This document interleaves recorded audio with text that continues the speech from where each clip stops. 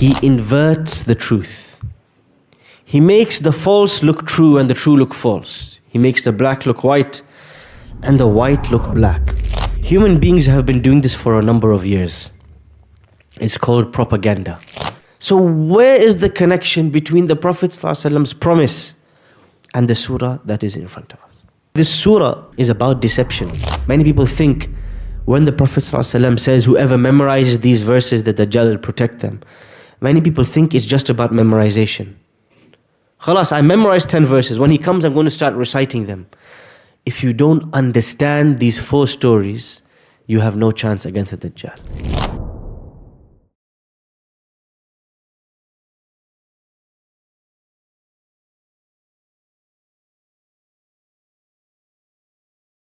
And the surah that I was reflecting on, that I think is very relevant to what's happening today specifically and more generally, and a surah that is close to the hearts of many of us here, is Surah Al-Kahf, the 18th chapter of the Quran. This surah has a very unique virtue to it. There's no surah in the Quran which the Prophet ﷺ talks about quite like he talks about the surah. A hadith collected by Musnad Ahmad, Sahih Muslim, and other collections of hadith. The Prophet ﷺ says, whoever memorizes, in some narrations he says the first 10 verses. Some narrations he says the last 10 verses. In some variations he says the first 3 verses. Whoever memorizes these verses from Surah Al-Kahf, he says, عُصِمَ مِنَ الدَّجَّالِ, they will be protected from the Dajjal. So in order to appreciate the importance of this surah and this virtue that he says, he promises, it's important for us to remember first who is the Dajjal. If you go and look at the authentic narrations about the Dajjal, there are so many details which when we read them we don't understand. We don't understand exactly what it means. And it seems as though it will only become clear to us when the events begin to roll out as the Day of Judgment draws near. But one thing we know about him, the expertise of the Dajjal and the specialism of the Dajjal is what we call qalbul haqa'iq. He inverts the truth. He makes the false look true and the true look false. He makes the black look white and the white look black. This is exactly what he loves to do and what he is great at.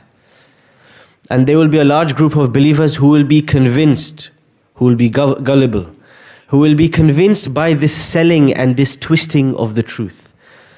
And there will be a group of believers who are able to say, no, I will not be cheated, I will not be deceived by this.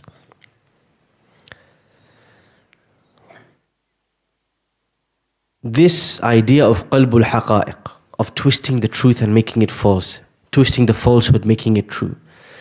Human beings have been doing this for a number of years. It's called propaganda. The father of PR, the father of public relations, of advertising. Almost 100 years ago, one of the very first times that human beings tried to sell something and make an advertisement was when cigarettes were made for the first time. And they wanted women to smoke. They said, how can we convince women to smoke? At the time, smoking was like eating biscuits. You go to somebody's house, they'd offer you a tray of cigarettes. But women would not smoke. And they said, how can we convince these ladies that smoking is good for them? Qalbul haqa'iq, twisting the truth. He said, okay, what do women want? Women want to be empowered. They want to vote. They want to have control. Let's draw a picture of a woman smoking and show that she is strong and in control. So this image was plastered everywhere, on the billboards, on the streets, in the flyers, through the doors. Now the first time you look at it, you think, what's this? A woman who's holding a cigarette and she's very strong. There's nothing true to this. This doesn't make you strong, I know this. But the trick is that the more you look at it, the more you suddenly start to think maybe it's true. Qalbul haqa'iq. Because many people wonder, how is the Dajjal going to come, this person or this being with one closed eye and kafara written on the middle of, how is he going to come and convince me? You don't have to look any further than the advertisements we consume. We are convinced of so many things. This is good for you, this is bad for you. Try this, buy that clothing. Because the truth is made as falsehood and the falsehood is inverted as true. What is the relationship between this surah and the Dajjal? This surah does not talk about the Dajjal. This surah does not talk about lies. So where is the connection between the Prophet ﷺ's promise and the surah that is in front of us? In this surah, there are 4 main stories. Who can tell me the 4 main stories? Surah Al-Kahf. Yes. The story of the young man and the cave, number 1. The story of Dhul Qarnayn. The story of Musa and Khidr. Number 4. The story of the 2 men and their gardens. This surah has 4 main stories. And these 4 main stories represent 4 types of lie that we take. 4 types of deception. We get deceived, we get cheated into them. And that's why this surah is about deception. How to not be cheated. How to not be deceived. What are these 4 deceptions? The first is the deception of the crowd. When a large number of people are doing something, you think, let me just follow them. That is the story of the young men and the cave. They were not deceived by the majority. They were not cheated. They did not accept a lie because everybody believed it. Number 1, the deception of the majority, the blind majority. Number 2, the 2 men and their gardens. It is the deception of wealth, of money. And thinking that this money is from you and this money is going to be good and these material things I buy, this is going to give me happiness. This is a lie. The third is the deception of knowledge. The story of Musa and Khidr. When we learn something, we think that now we have become righteous. Why? I heard Sheikh said something. I wrote it down. I have some ilm. I memorized the Quran. No, this is a lie. This knowledge is an evidence against you on the Day of Judgment unless you act by it. Do not be deceived by knowledge. And the last, the story of Dhul Qarnayn, is the deception of power. Dhul Qarnayn, his power extends across the earth, from east to west. He has a huge empire. But the important thing about this man is he was not deceived by his power. It did not make him arrogant. It did not make him proud. It did not make him take the rights of others. When we get a little bit of power, we own a shop, we become counselor, X, Y, Z, a little bit of power, we start to oppress the people below us. Even a parent will start to oppress their children. This man, he has the empire from east to west, but he is fearing Allah because he is not letting himself get cheated, deceived by power. And so this surah, many people wonder, what is the relationship between this surah and protection from the Dajjal? There's 4 stories, 4 deceptions, 4 lies we are told. The deception of the blind majority, the deception of money, the deception of knowledge, the deception of power. If you can overcome these 4 deceptions in this life, the Dajjal stands no chance against you when he comes. How is he going to get past you? You're going to see and look at him and realize straight away what he is made of and who he is. But if you get sold, if you get deceived by a little TV advertisement, the Dajjal you're going to be a piece of cake for the Dajjal. Easy money for him. And this is why many people think when the Prophet ﷺ says, whoever memorizes these verses, the Dajjal will protect them. Many people think it's just about memorization. Khalas, I memorized 10 verses. When he comes, I'm going to start reciting them. If you don't understand these 4 stories, you have no chance against the Dajjal. There is one big focus in Surah Al-Kahf. Remember, what is the surah before Surah Al-Kahf? Surah Al-Isra. Surah Al-Isra is a surah that talks about Masjid Al-Aqsa, because that is a place that's going to be very important when the Dajjal comes. A lot of events take place there near the end of times. Surah Al-Isra ends with, who knows the last ayah of Surah Al-Isra?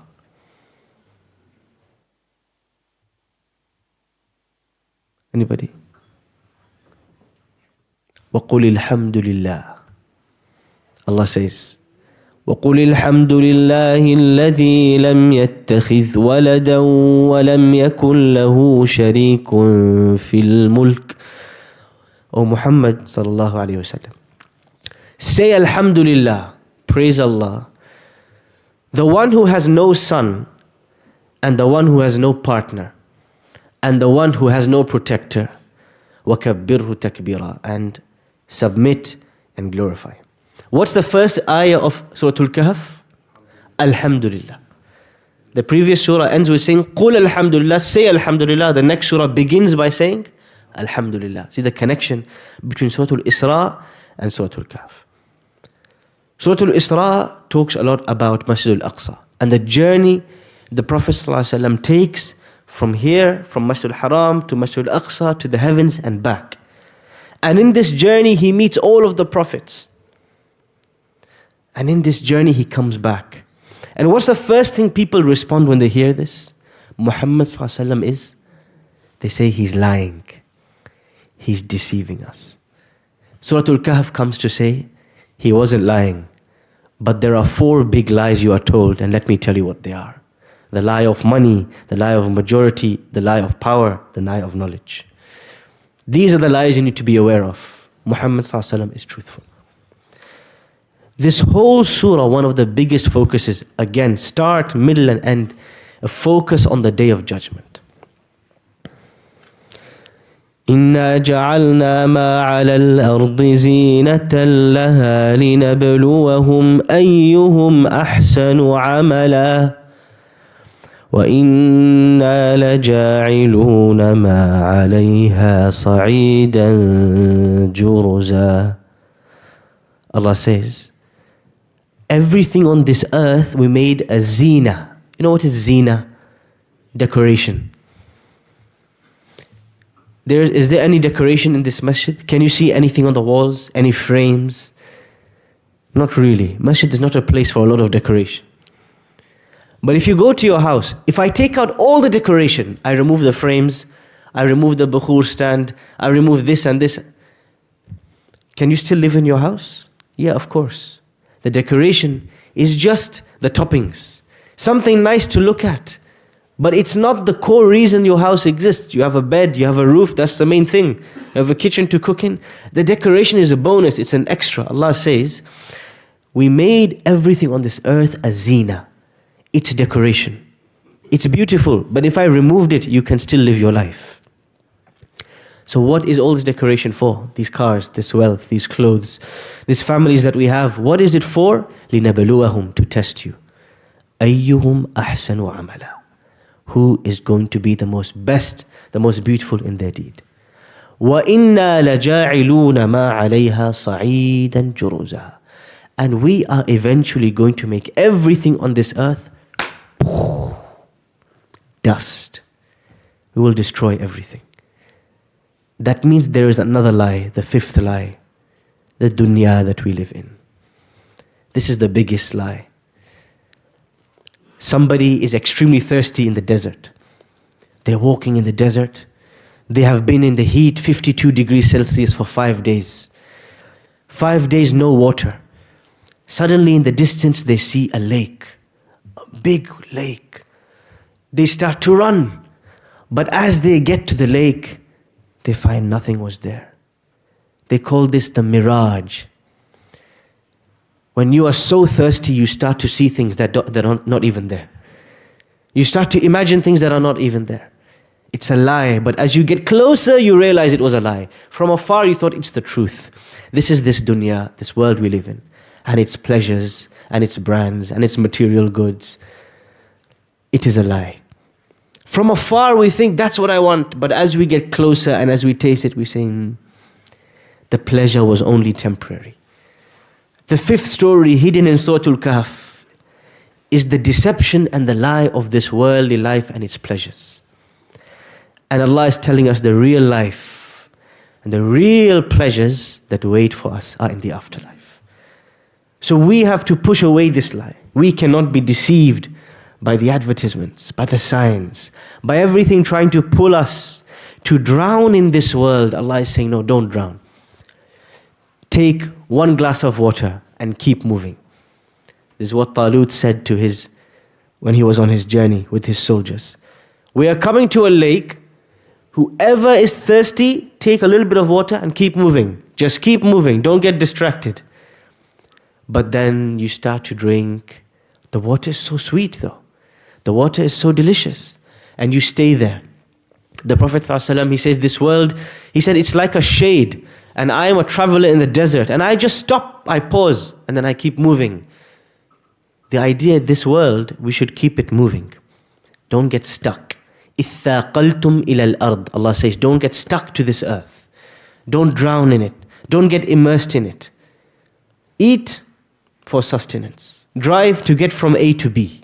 Wear clothes for the beauty, for the blessings of Allah. But keep it moving. Do not think that this world lasts. It's a very important point as we look at what's happening right now. This world is a test. It will pass. Houses are being destroyed. Well, everything will be destroyed. Allah promised us. لَجَاعِلُونَ مَا عَلَيْهَا صَعِيدًا جُرُزًا. If not today, tomorrow, everything will be dust. Get used to the dust. وَكُلُّ الَّذِي فَوْقَ التُّرَابِ تُرَابُ. Everything above the dust is going to be sand as well. This is the reality of this dunya. It is passing, it is temporary, its pleasures will not last. So do not get stuck here. This is the message of Surah Al-Kahf and its relationship to the previous surah and its relationship to the Dajjal. And believe me, there is no greater deception, no greater lie than the Dajjal. So many people who we thought, including ourselves, this person is righteous, this person is pious, they will get pulled by the deception, the lie of the Dajjal. This surah is a beginning attempt to explore what is it that will protect us? What are these deceptions? What is Allah subhanahu wa ta'ala conveying to us? One very important point in the early ayahs, Allah says, Alhamdulillahi alladhi anzala ala abdihi al-kitab wa lam yaj'al lahu iwaja. Praise Allah for the greatest blessing. What's the greatest blessing of Allah? This kitab, this book. Allah sends down this book. وَلَمْ يَجْعَلْ لَهُ عِوَجًا. There is nothing crooked in this book. There is nothing bent, no twisting. It's all straight facts. But every other book you read, every other paper, every other newspaper, every media, every time you turn on the television, somebody crooked will be there behind the scenes with an agenda, trying to sell you some propaganda, trying to lie to you, trying to twist the facts. Be ready for that. This is the only book where there is no agenda, clear facts, and everything else. Be ready. The deception is coming.